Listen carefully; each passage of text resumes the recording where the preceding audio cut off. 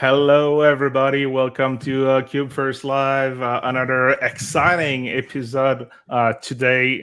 Really, seriously, if you're new to Kubefirst, you're gonna get a lot of new information. But like, even if you are a Kubefirst users, you're gonna have some really nice gems right now, and you will probably understand why we are really excited about that episode. So today, it's all about k3d and to make that show even more awesome than just the topic, we have K3D creator Thorsten with us. Thorsten, welcome to the show.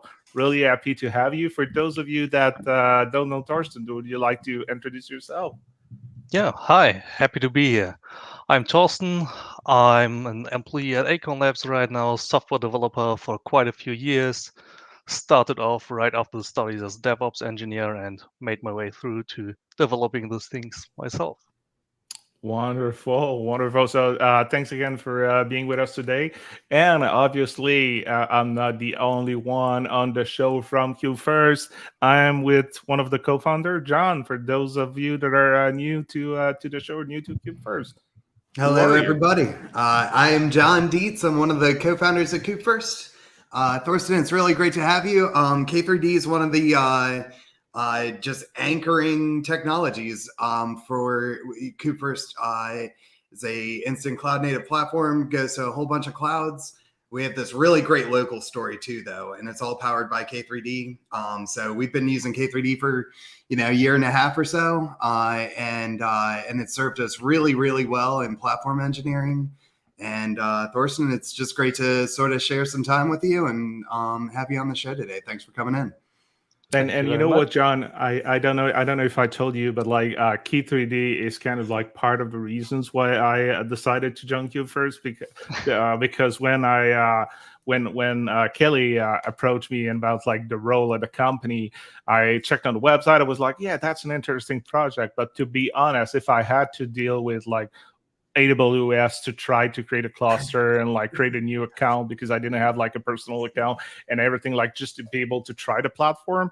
Like, I'm not quite sure like if I would have taken the time, but like I went on my computer, installed the CLI with Homebrew, and I created a Key3D cluster, and I was like, oh my God, like I was able to test it so quickly. So, I know you had that feature like prior to me joining the company, and it was like a way for people to test the platform as if they were testing it like on any other cloud infrastructure. But seriously, that's the feature and technology that really get me into the project really quickly. And this is part of the reason was like, okay, that's awesome. Now I can take more time and like try it with AWS and any other cloud. So there was like even before I had my first interview. Yeah, that's a neat backstory. I actually didn't know that, but it's not a surprise. Cooper's platform, because of what we're trying to do of like building basically instant companies. There's a couple prerequisites that you have to build that company into a cloud space. You have to have a cloud, you have to have a credit card, you have to have a domain, you have to have a Git provider, you have to have all this stuff. And being able to move that cloud-oriented platform to the local host with some neat tricks that we've got and leveraging K3d, it turned out to be a super frictionless experience, a great demo ground, not just for our product, but for our users' products also. They're using K3d, our Kubefirst platform on top of K3d to demo their applications in a repeatable way to their clients. So really cool tech. Yeah, so just before we jump right into the demo space, let's say hi to Patrick. So Patrick is joining us live right now. So Hey. Patrick, always happy to see you. I think Patrick, I would say, is one of the biggest live stream fan. I think he did not miss one since like the last couple of live streams. So always happy to see you live. Absolutely. Yeah, super dedicated, that Patrick Labs. And you know what, I'll take this as like something positive. Like if you join every 2 weeks, it's because the content may be interesting, so that's pretty good. And we have Jairo, who is also watching, and we need to say a Hello. special hi to Jairo. He joined our team not too long ago, always like already making amazing stride in the right direction, like helping the project. So thanks for being part of Kubefirst, Jairo. And Jeffrey Millen, who is new to Kubefirst. So Jeffrey, you're in for a show because you're going to have a pretty good preview about the platform and part of the feature. So like it's just the beginning. So you're going to see more about k3d, but as we're going to talk during the show, we support other clouds and other platforms. So you're going to have a small preview about what it is. So on that note, welcome everyone. I hope you're going to have a great show. And I'm going to give the mic to John. John's going to demo a little bit before we even give the mic to Thorsten to discuss a little more about like k3d. We want to start the demo and show you how it's working on the platform. So John, take it away. Awesome. Yeah. So anybody that wants to follow along at home, if you go to docs.kubefirst.io, there's a k3d link right up here at the top. And if you go to the quick start, you can see how to install this platform. We work with both GitHub and GitLab versions. What I'm going to show you today is a GitHub flavor of the k3d platform that we build. And just wanted to kick this off for a quick second. And then we'll throw the mic over to Thorsten for a little bit. But John, look at that beautiful documentation. Like I wonder, like, who's the people working on the docs? Like that's so beautiful. You know, you're right, Fred. And you know, a lot of folks would say that documentation is a team-wide effort, but I think our team knows that you're behind the mastermind behind the good docs in our ecosystem. Yeah, I need to be careful with my jokes because like you're actually true. Like you're right. Like it's always and always have been a team effort. Like obviously there's probably someone who is leading that effort, but no developer relation person would be able, or even technical writer would be able to write great documentation without the rest of the company and the engineering team. So I'm happy to be in a place where I got such nice support to help the documentation. So what a guy, this guy, class act, I say. So I'm going to kick off a k3d install. I have a couple command line tools on my local host, just for everyone's awareness. I've got kubectl.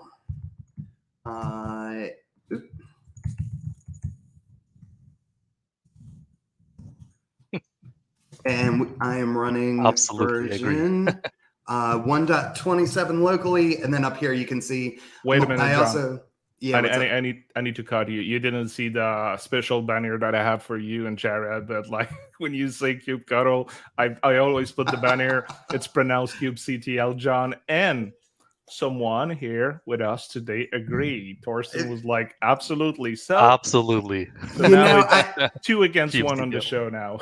I had so much respect for Thorsten until just a moment ago.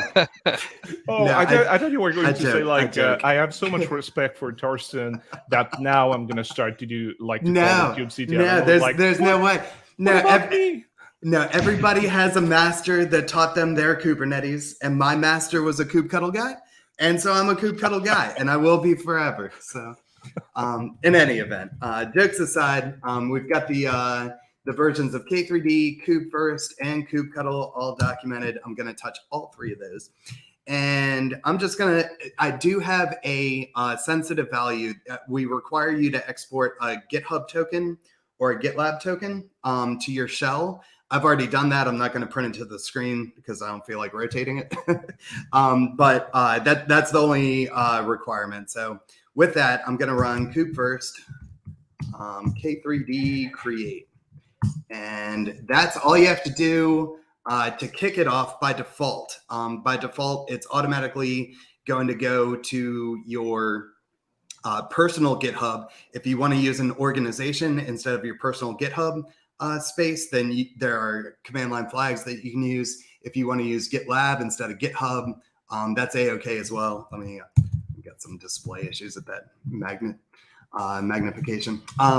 So this thing basically, you can see right here, it's creating the k3d cluster now. And if you wanted to look at the detailed logs if you copy that line right there and just drop it into a new terminal, you can see the actual output of all the details of what's going on as it creates the K3d cluster and applies, Terraform IAC to it, installs Argo CD, does GitOps to deliver all these platform tools like Argo workflows, self-hosted GitLab or GitHub runners.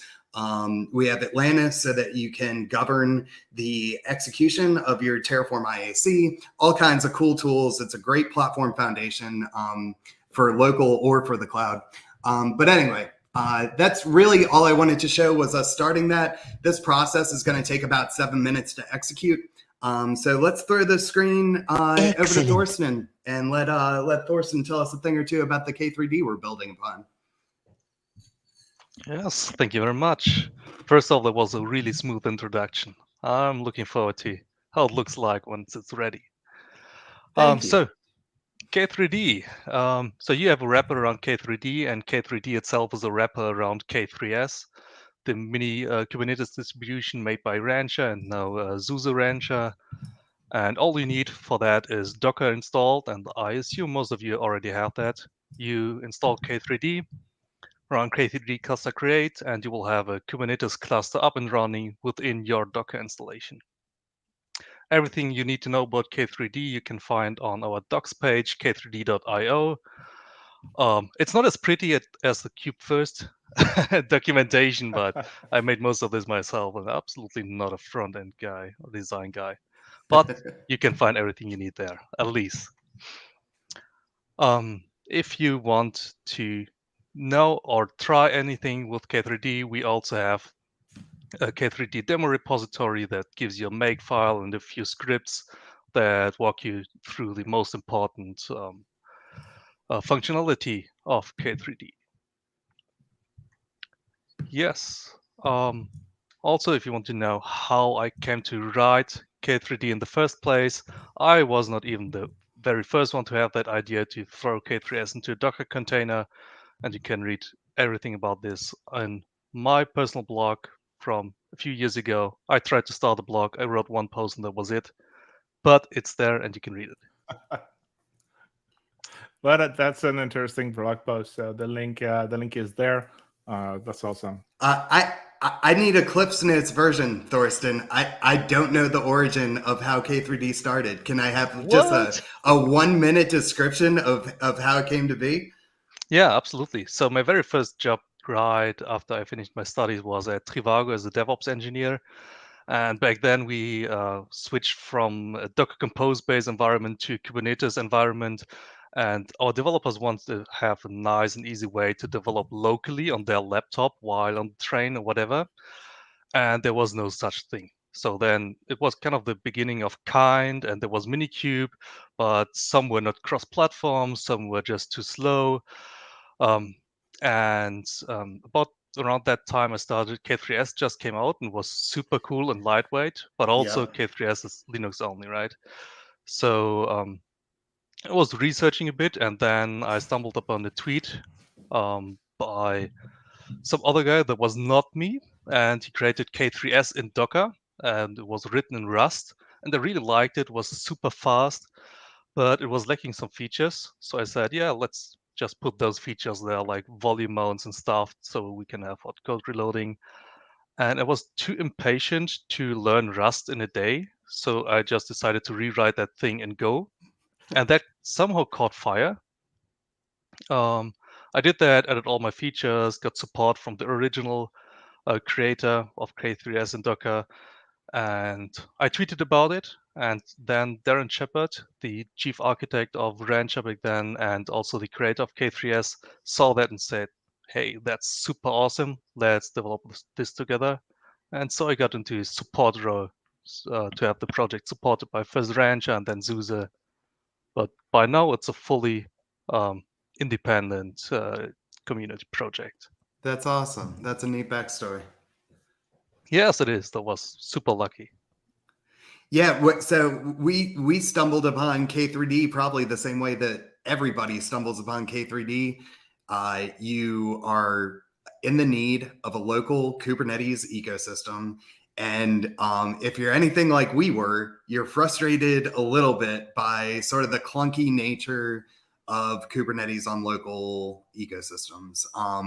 We've tried our hand with Minikube. We explored kind of a little bit. We really just rather liked the architectural simplicity of what you were doing with K3d wrapping K3s being a super simple but very widely used distribution for Kubernetes, and wrapping that with some easy to use features in a container the way that you architected K3d was exactly what we were looking for.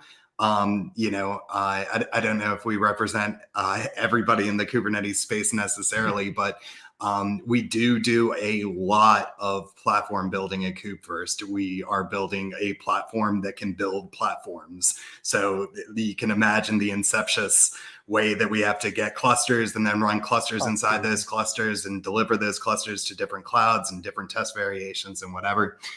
So having a nice, dependable, lightweight way to get that local host foundation was super valuable to us. At the time that we added K3d to our Kubefirst stack, we only supported AWS. And I don't know if you've had the pleasure of creating EKS clusters. It's a little bit of a time-consuming process. It takes, upward of 20 minutes for a control plane, and then you have to add node groups to it. So you're talking, 5 minutes for VM spin up time, and then they have to join the master control plane. Before you know it, 25 minutes are gone. You get to execute an iteration of your platform, whatever it is that you're developing. And then it's time to tear it down. And again, it's just this slow process to tear down the nodes, tear down the control plane. And being able to change that 40-minute per iteration window down to, to do a K3d create, that takes all of, a couple minutes. A K3d cluster destroy takes literally just a second. And to be able to iterate so much faster on our platform in a local environment while we're building stuff that we intend for AWS gave us just an enormous boost in our velocity. So anyway, anybody that's looking for a local Kubernetes distribution that wants something lightweight, reliable, with good, easy to use features, we didn't think you could do any better than K3d. So props to you and your team for putting it together the way that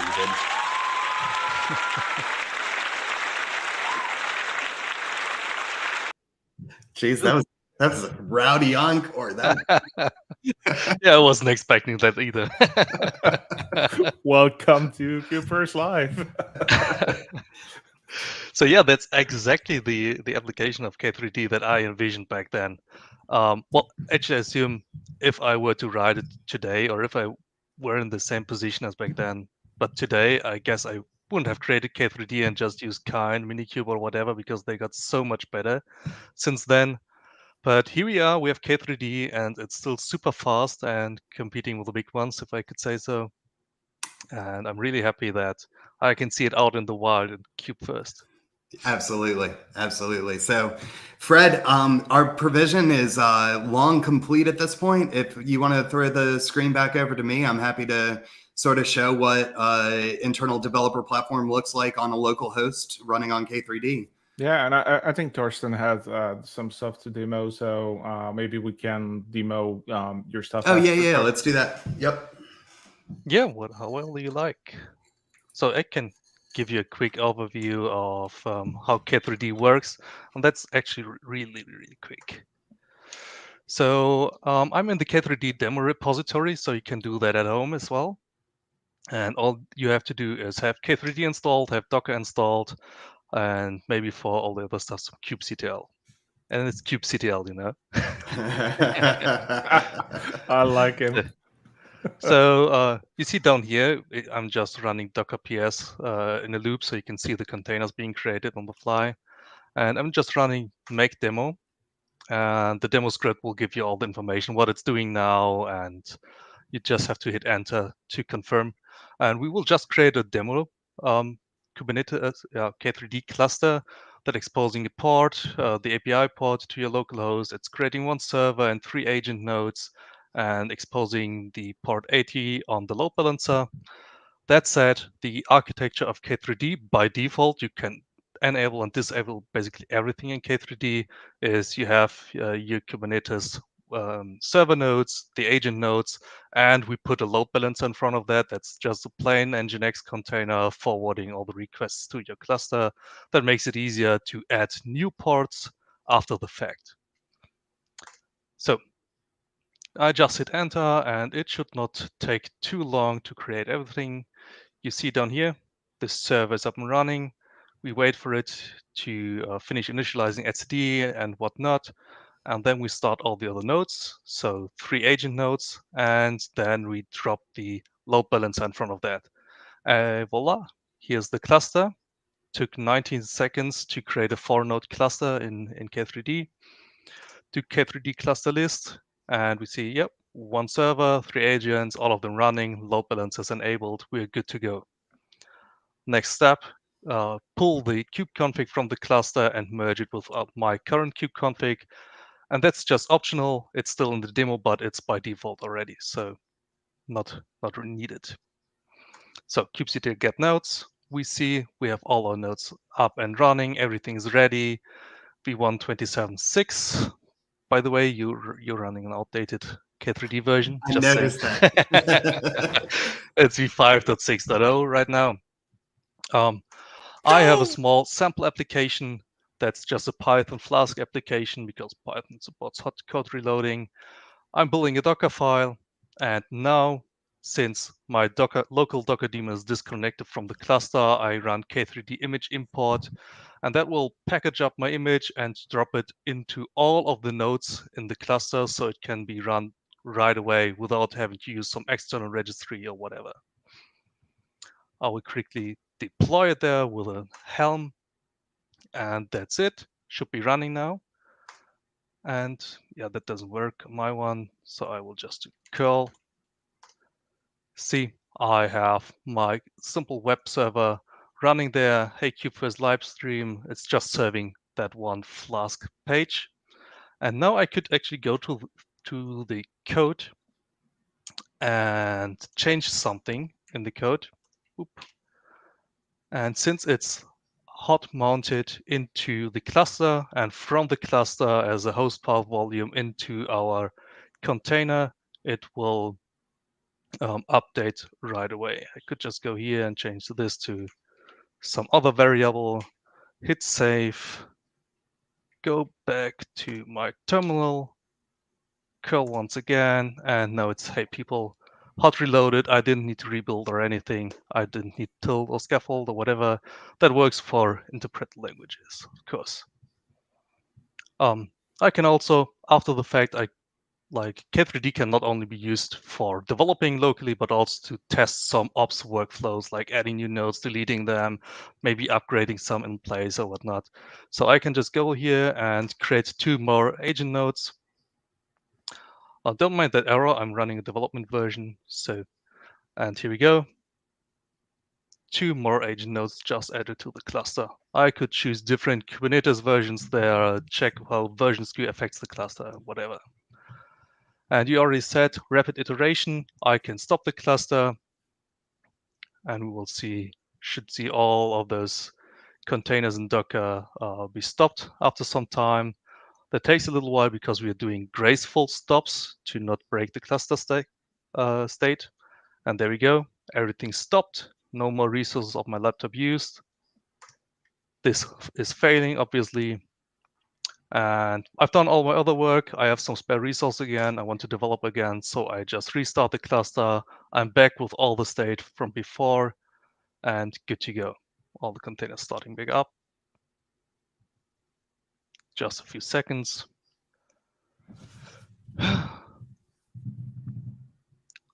That's it. We're back up. Everything's ready. That is awesome. cleaning up, and in a matter of seconds, everything's completely gone, and you can start from scratch. Yeah. Love that. And that's the perfect segue into what happens if instead of having a repeatable Kubernetes K3S, K3d distribution, that you could just like have repeatably throw it away at the end of whatever your operation is, have a new one, and just like that, you're right back at square one over and over and over again. And that was the vision that we wanted for the Kubefirst platform on top of a local environment as well. We just want that starting point for Kubernetes to be beyond an empty Kubernetes cluster. We wanted to have, all of this platform tooling that's in our standard suite. So Fred, do you want to throw Actually, let's just hit the community before I keep pushing your demo, John, like I know, after. So Patrick was asking, has anyone tried k3d with cluster API for the bootstrapping process? I guess it should work. Or I also guess it should work. I would expect so. I have not tried it myself though. It's an interesting concept. Yeah, one of the more interesting use cases. We actually have open issues also to integrate it with the Rancher machine driver. And actually one colleague from SUSE started the project called K3k, which aims to provide like K3d-like experience, but within your Kubernetes cluster. That's also an amazing project. Oh, neat. Well, I'll have to check that out. Yeah. Awesome.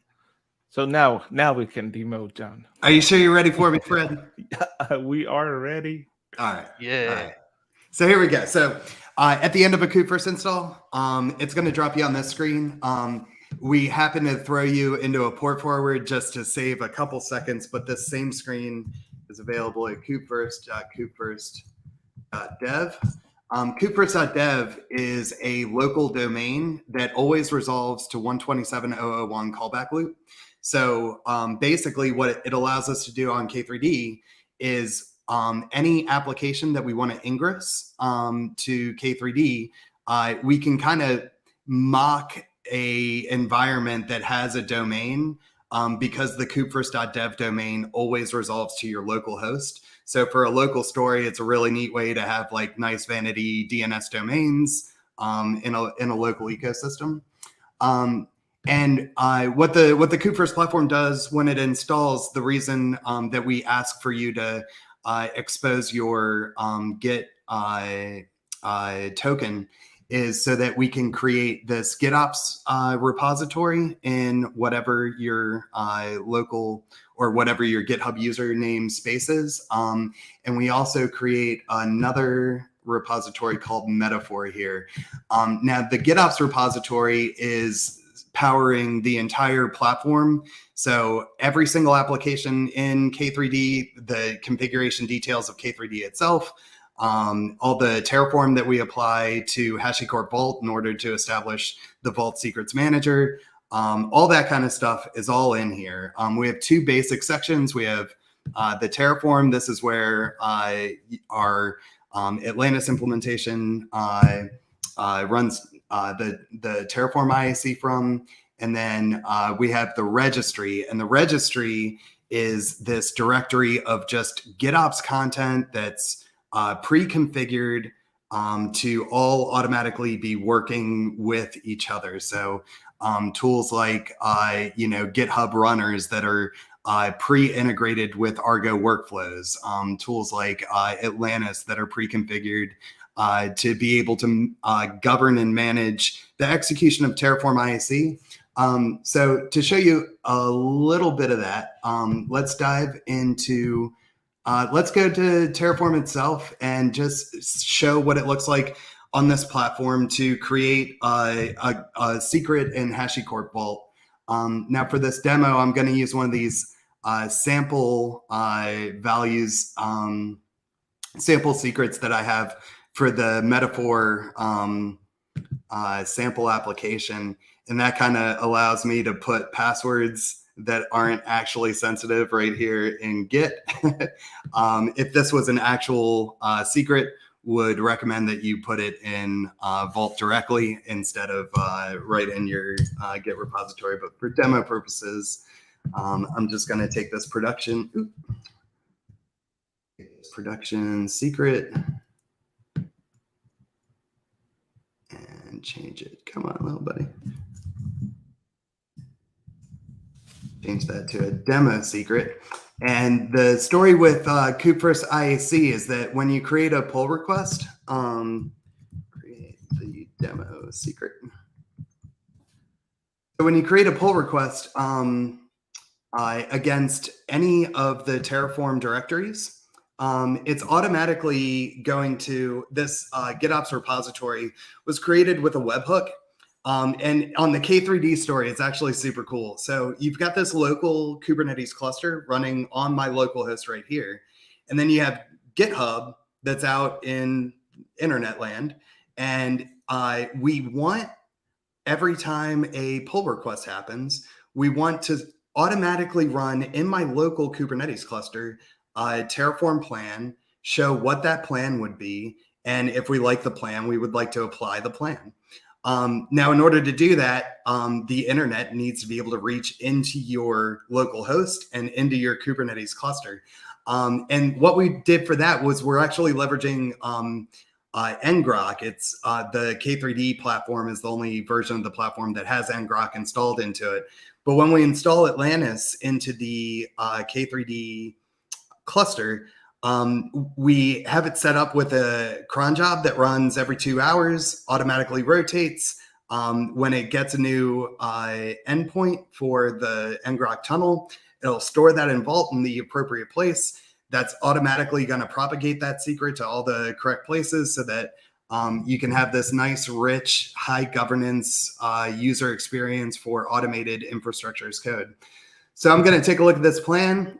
This is the Terraform plan that Atlantis executed on our behalf. I'm not running Terraform as like a command line tool. We believe that organizations should have higher levels of governance than just letting people run Terraform and connect directly to their clouds. So this is the experience that you get instead with Atlantis is they'll post your output, anything that it would add, it'll show you in green, anything it'll destroy, it'll show it in red. And if you like the way the plan looks, and I do, that looks like a good secret, then you just type Atlantis apply. And then Atlantis is going to take care of all the hard work. When you have multiple people running Terraform at the same time against the same state, you have these problems of state lock where you need to negotiate like who, it's kind of a first in, first out type of implementation with the state. And if you have two of them applying at the same time against the same state, it can cause corruption and make messes happen. Atlantis has that built into it so that it'll automatically lock the plan for you so that there's only one that's allowed to go through at a time. It takes care of some of those nice details. And if it's able to successfully, and it looks like this one was, if it's able to successfully apply your plan, then it's automatically going to merge your PR for you. It's automatically going to close the branch out and everything. And just like that, if we go to HashiCorp Vault, and I'm going to need a secret to get into Vault. And this is also a little bit different on the k3d platform. On the k3d platform, at the end of your execution, let me scroll down here. There's this command, Kubefirst k3d root credentials that you can run. And if you run that command, it'll give you a password to allow you into your Argo CD, into your Vault ecosystem as an actual admin user if you need to test OIDC stuff out or anything like that. And the Vault root token is kind of like the God mode token that they give you when you unseal Vault for the first time ever. So in real cloud environments, these are super sensitive values, tightly guard them. But in the local ecosystem, this is the easiest way to get into these tools. So I'm going to grab the, I'll grab the KBot password here and go into Vault and change that to username. Our default admin user is named KBot, and I'm just going to paste that password in there. And just like that, I have a whole bunch of secrets, including this new secret called Demo that has this value of demo secret 1. Atlantis just applied that a moment ago. You can see when it was created, 232. That's just a second ago. So that's IAC running on your local host with GitHub, running webhooks, tunneling through ngrok, applying changes in a nice high governance automated way, in a way that's likely very similar to what you want to be doing in your actual cloud environment. So if you start building your IDPs on top of the Kubefirst platform locally, you can take that same story of what you build upon the local Kubefirst ecosystem and apply it to AWS, apply it to Sivo, Vultr, DigitalOcean, wherever you want to be, Google Cloud. So that's basically the IAC story. From an application delivery standpoint, we do deliver with this sample metaphor application. If you look up in actions here, you can see that it's got one pipeline that it ran when we created the repo. Once all the tools were available to it, it started a pipeline automatically to publish a container, publish a Helm chart, and then do GitOps delivery of that chart to a development, staging, and production environment. And you can see if you dive into one of these jobs, like the publish job here, this looks like it's GitHub Actions, sort of. You have this nice GitHub-oriented experience. In our GitLab story, we have the same ecosystem set up. It's not actually running in GitHub Actions, though. You can see these color changes that are happening. And really what's going on the Kubefirst platform is we're powering all of our automation using Argo workflows. So you can see in Argo workflows, we have this metaphor publish job that kicked off, and it's got these nice tiny little jobs that we do so that we can publish a container and figure out what the next version of the Helm chart is, and then publish a Helm chart. And these details, every time you go from one of these micro CI containers to the next, that's when you see the color changing in GitHub. So basically, it's a long-winded way of saying that we have Argo workflows powering all of our automation. We have it wired into GitHub Actions or GitLab runners so that your development team gets that nice, rich developer experience that they want. They get the feedback from their CI in their Git ecosystem that they consider to be home base, but you get all the nice, tight controls that you want as a platform engineer of being able to run Kubernetes native CI on Argo workflows. So like things like when you need to publish a container, if you were running that in a lot of other CI ecosystems, you would have to put like the password that allows you to publish a container to your registry at the job level. And like everything that runs in that job has access to that environment variable. It's a little bit of a sensitivity detail. If you're a very high security, high compliance environment, you might not have a taste for that. So being able to run Kubernetes native CI instead allows you to say that only the one line of code that needs to publish to Docker gets its hands on that secret, and you control it with RBAC and service accounts. And it's just a really nice Kubernetes native way to do CI. So that's basically our app story. And then we have John. Yo, what's up? Yo, what's up? Before you move to showcasing about having an application, there's two interesting questions. One is not related to k3d. By the way, even if it's not k3d related, question from Patrick. Are there any plans to switch to OpenTofu? For those of you that don't know, OpenTofu is the open source fork of Terraform. As Patrick said, since HashiCorp changed the licensing of Terraform, so the short answer is no. We are closely monitoring the situation. Patrick, with the tool we're using, I cannot send you the link on LinkedIn, but in the community, I'll send you a link of longer response that I did in the Slack community the day or the day after the announcement. So for now, there is nothing that changed for us as Kubefirst project with the new licensing, and we would hope that it wouldn't be the case for 99.9% of our users unless you're directly competing with Terraform. And this is our understanding on the license. We are not legal expert.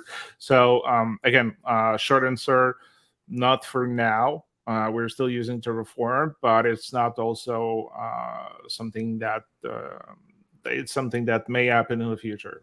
Yeah. We take optionality pretty seriously on the platform. You know, we don't have an unlimited engineering team in terms of size and scope of what it is that we can tackle. And every option just adds a lot of new complexity and burden on testing and blah, blah, blah, documentation, et cetera. So we are listening to our community. If our community requires that option, we are listening to know about that. We just need our users to tell us that that's a requirement of theirs, so that we can take that consideration more seriously. Yeah, it was not even like a serious discussion about this. I was just like, I was a little bit thrown off by the name at first, but now like the more I see open tofu, the more I like it. I mean, like, I think it's great, and like, even if you don't like tofu, I don't think it's totally related, but like, it's a name that like you keep this in mind. Like, once you know what's the project is about, like what is that project, you kind of like remember it. So actually, I think they did a great job with the name. And we have another question from Jeffrey. How can I increase the number of nodes from k3d using Kubefirst, like 3 master and 3 nodes? So this one is it's a question really specific about Kubefirst. So for k3d, with any other clouds, we use Terraform providers to like create the environment. With k3d, for different reasons, we put this, we do the creation directly in our code. So there's no easy way right now. If you want to change the number of nodes, or if you want to change the memory allocation for those nodes, you're gonna need to update the CLI code. So Jeffrey, if you want to ping me on our Slack community, I will share the link again. If you're not part of the community, just ping me to let you know you are Jeffrey Mellon, and I'll send you a link from a discussion I had with another user that explained exactly where you need to go in the code to do that. We have an issue created about that. We will re-explore once we're going to be able to prioritize that to see like if it makes sense for us to change the way we create the cluster with k3d. And yeah, back to you, John. All right. Yeah. So let's just show the GitOps creation of an app and how frictionless you can have an ingressable application running on the Kubefirst platform on k3d. To do that, I am going to borrow from your recent blog, Fred. Give me one quick sec to grab. Yeah, speaking of the blog that John is talking about, I just published a long tutorial. Actually, it's not that long. It's really like 10 to 20 minutes to do it, but it was long to write.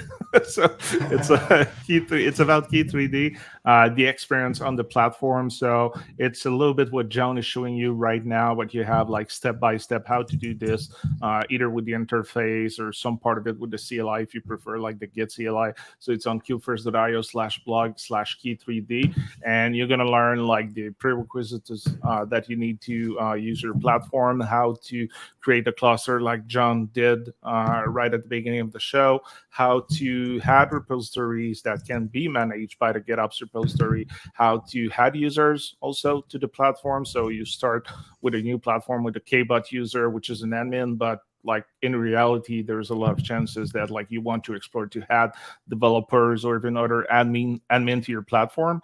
And we finished that tutorial about how to add an application to your new cluster with Argo CD and the GitOps principle. So what's John's going to show you right now. And because of John now, who just demoed about how to add secrets, I think it's missing from the tutorial. So beginning next week, because I'm not going to be able to do that before the end of the week, I'm going to add another section of that tutorials about how to add secrets in Vault using our k3d feature or local story when it comes to Kubefirst. Right on. So here, I just borrowed from the same output. There's an Argo CD admin password on the local stack, and you just use the username admin, and this is the password. And then that'll let you into Argo CD, and you'll just see all of the applications that are on the platform. It all starts with the registry. The registry is our app of apps that is responsible for the orchestration of all the different sync waves and deals with all the interdependencies between the platform tools and gets them all ironed out for you. And you can see that, like, when you look at the applications that are in here, Vault and Minio. Can you zoom a little bit? Yeah, thank you, Fred. And Argo CD and Atlantis and Chart Museum, etc. Let me go back just a couple. These are literally the same files that are in your GitOps registry. So when you go to your new GitOps repository, you'll have a registry and then a subfolder for whatever you named your cluster. It's Kubefirst by default. And all of the application configurations are in here. Excuse me. So what we're going to do to sort of demonstrate GitOps on a k3d platform is we're going to go right to the registry Kubefirst and create a new file. We'll call it Flappy K-Ray, which is my favorite video game. .yaml. And drop that guy in there. I stole this from Fred's blog. So look at a blog that's approximately September 28th, and you'll find the example that we're showing you here. And basically, when I commit these changes, I'm going to go directly to the main branch here for the sake of time. When I hit refresh, which I'm also clicking for the sake of time, this is going to go through all of the sync waves and then eventually get to the last sync wave that I just added, which is going to turn this Flappy K-Ray from yellow to green. There we go. It's starting up. And if you click this tiny little box here, then you can dive into the Flappy K-Ray application. You can see that we have a new deployment. This thing is running, but it is not yet ready. We're waiting for that to show 1 out of 1. That's once the readiness probe agrees that this thing's ready to receive traffic. Just like that, it's ready to receive traffic. And I can now go to flappykray.kubefirst.dev and play my favorite video game. How fun is that? No! That was an intentional fail for the record. So in any event, really easy way to, like, if you want to experiment with a new application, maybe you're doing a hackathon project and you want, you know, a nice, robust, local, GitOps-oriented Kubernetes ecosystem that has a place for you to put your permanent secrets and Vault. It has a place for you to run CI and Argo workflows that's hooked into either GitHub or GitLab. You know, you really couldn't do much better to get a nice, fast, rich experience that you can add apps to that you want to experiment with. And then, you know, like Thorsten was saying earlier, you kind of do whatever you're going to do with it, and then you can throw the whole thing away and then have a new one to replace it before you clock in for work the next morning. It just makes for a really nice platform engineering experience. Patrick is starting to get the live stream, the Kubefirst live stream vibe. He's teasing you about top score 7. John needs to improve. You know, Patrick, I would agree with you, but I think it's last week. John tweeted from the Kubefirst account about the fact that he got like 30 and he took a screenshot. I did so good. It was so lucky too. I was just him, but no. I was trying to capture a GIF of our new cluster management stuff, and it was right at the end. And I was like, oh, you know, I've got a couple minutes to blow. I'll add some sugar to this GIF by playing some Flappy K-Ray real quick. And I went on a tear. I think it was 55. It must be the high score of the month. I think I'm supposed to get some new Kubefirst swag for that, right? Yeah, I know. I need to beat you so I get the swag. So, by the way, that game that we often use for demo because we thought it's fun and because there's not a lot of, it doesn't need a lot of resources, so it's fast for a demo. You have access to it when you create a cluster using the UI. So it's available for any other cloud.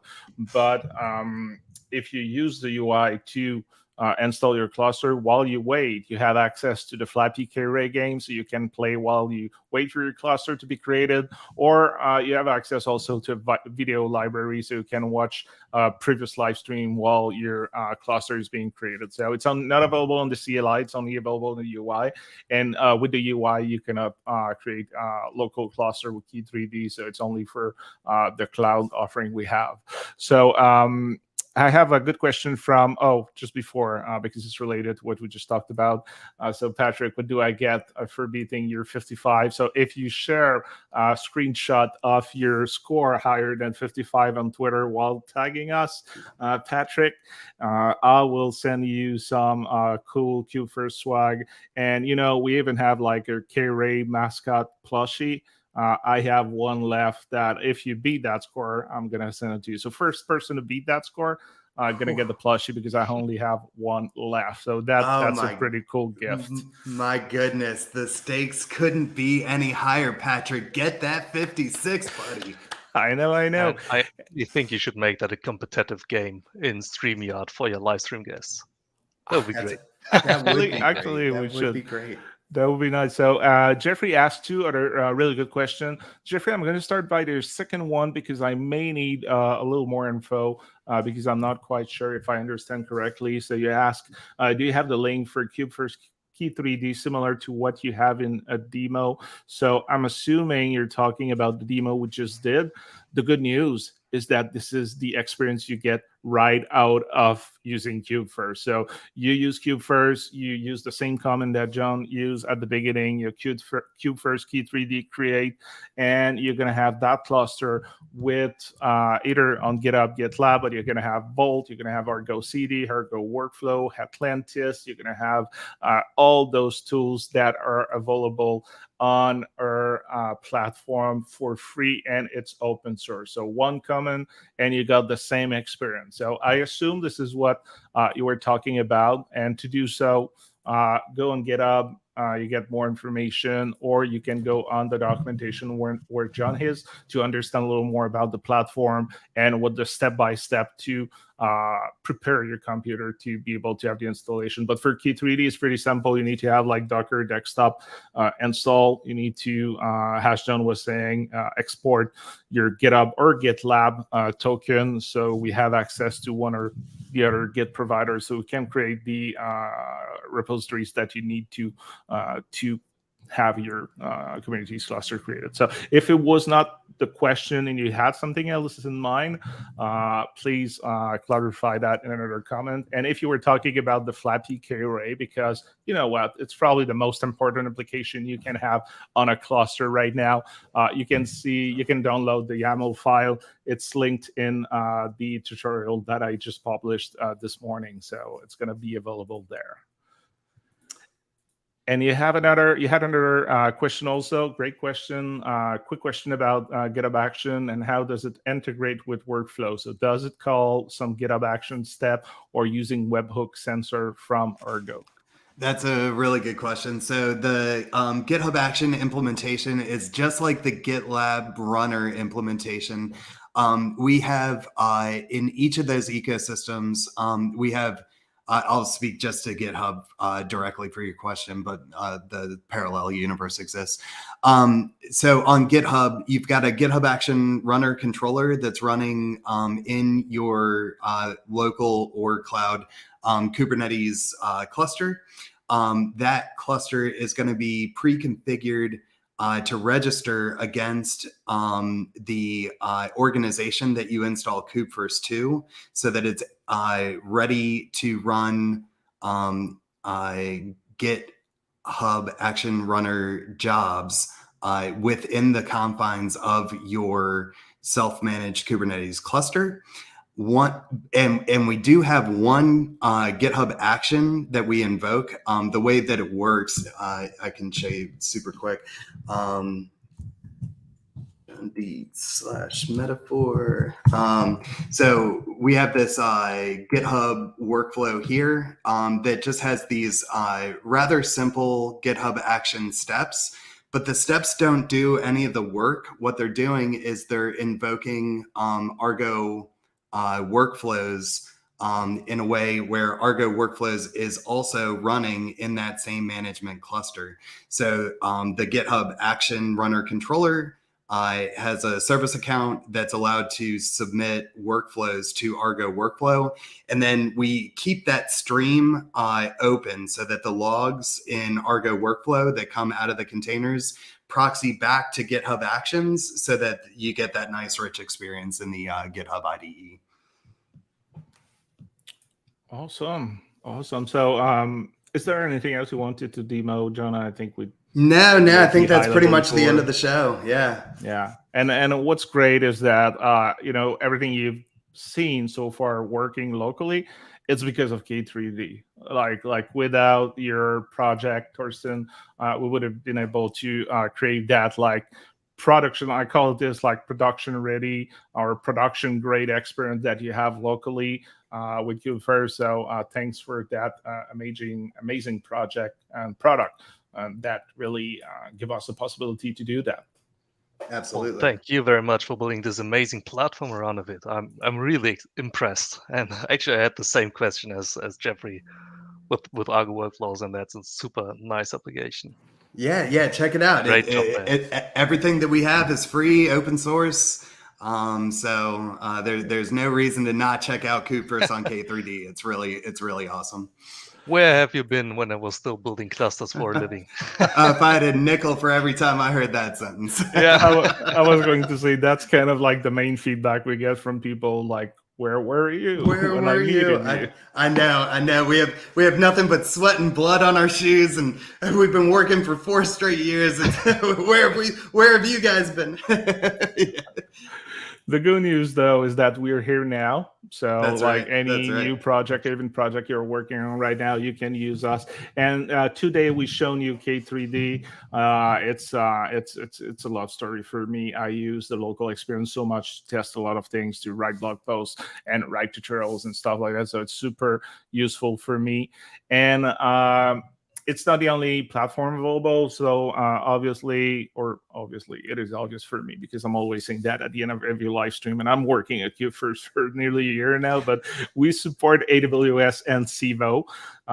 Those are production ready, and we have in beta a support for DigitalOcean, Vultr, and Google Cloud. Those are in work in progress. Some are really close to get out of production. I know like people like Patrick who join the live stream every 2 weeks. Like you heard me say that for a long time, but it's for a good reason. They're not out yet because we're working on the next release, and it's coming with multi-cluster support. It's coming with a lot of great goodies and improvement on the platform. I tell you, if you didn't try the version on main recently, wait till next week. There's still a little bit of work to do on it, but like the UI is a next step. UI, the user experience is to the next step of Kubefirst. So we're working out for releasing 2.3. It's coming along, and I will work with the team to move the cloud out of beta if I need to go back full time into code after that release, because I really want those to be in production. With that said, as we demoed today with GitHub, we also support GitLab SaaS. So you can choose the Git provider that you want. And thanks, Jeffrey. I'm really happy that you guys are working on it. Please continue to improve. This is what we do. A good thing about Kubefirst and the team is that we are really open to suggestions. We want you to tell us what is the experience you had with our project, and not just a good one. Obviously, don't get me wrong. I like when people tell me like, oh my God, Kubefirst is amazing. That saved me a ton of time and money, and that was a wonderful experience. But you know what? I also like it when people tell me, you know what, it was not working for me. We had that issue, because this is the only, or it's missing a feature that I need to really use your platform in production or use it at work, because this is the only way we can improve ourselves. So we're really open to suggestion and feedback. So please go check the GitHub repository. It's on GitHub. Kubefirst/Kubefirst, and the documentation is a good way to start. The documentation is the same story than the product. It's on GitHub also. So if you think there's information missing, because there's probably some information missing, it's always a work in progress. And if you tell me something is not clear, please let me know. We're gonna improve that. And before I continue, I will just wait for John to take a call. As an Hey, John, everybody. That turn silent feature, it apparently doesn't count for alarms. Yeah. And the technology is not easy. You mean, like you can build a cluster in 5 minutes now for 4 years of work, but you can turn off your phone. I know. Joke aside, come on our Slack community, kubefirst.io/Slack. This is where the magic happens. And I need to also praise the people in the community, because I really like where we are right now, where people within the community answers questions from other people, even if they're not Kubefirst employee. This is the kind of community you want to have, sharing the love of cloud native. And you know what? Even if you don't use Kubefirst, join the Slack community and ask your go CD question, ask your k3d question, ask your whatever Kubernetes related question. Even if you don't use our product, we're just passionate about those technology. We're going to be more than happy to help you. On that note, any last word, John, Thorsten? I just thought it was great having Thorsten on today. Thank you so much for joining us today, bud. This was really great spending some airtime with you and sort of showing what we can do when we put these two really awesome open source projects together. Yes, thank you very much for having me, and it was a pleasure, and was amazing demo that you did there. And I will definitely use Kubefirst next time if I will ever have a client job again, and also for the next hackathon with k3d, because that was really a good use case for it. Awesome. Thank you. That's wonderful. And Patrick can't wait for the next release. You know what? Us too, we Patrick. cannot wait for the next release also. We still have some job to do, but it's coming really, really soon. And Jeffrey already on Slack. Awesome.